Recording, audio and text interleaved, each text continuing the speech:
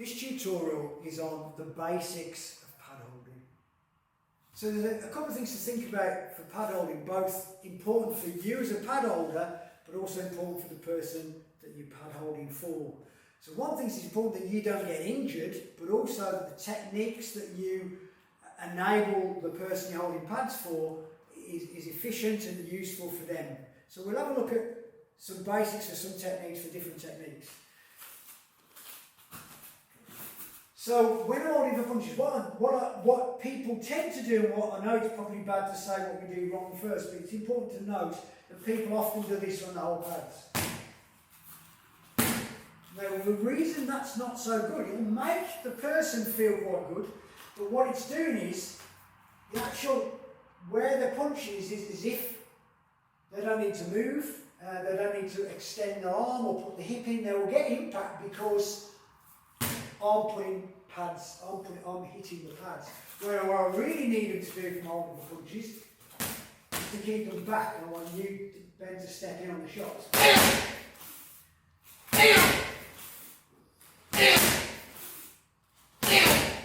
Now, what I do need to do to protect myself, and to make sure that they have decent impact so it feels like hitting something, is I do need a little bit of timing, so I'm pushing forward, but I'm not pushing right forward.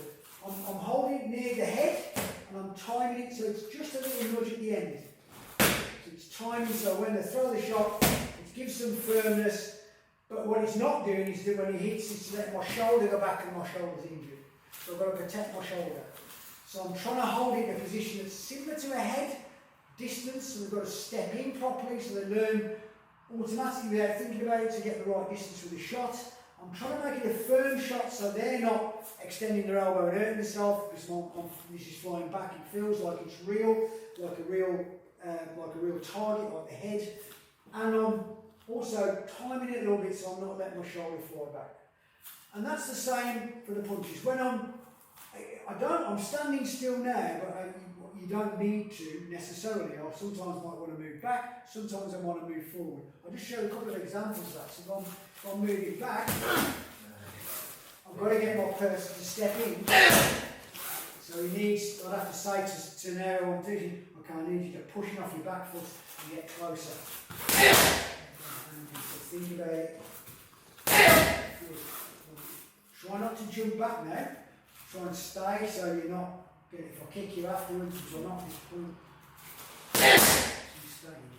Okay, so moving backwards, sometimes moving forwards. Moving forwards it'll be timing, so it'll be more like, still shifting weighted, so I'm moving forward on these shots.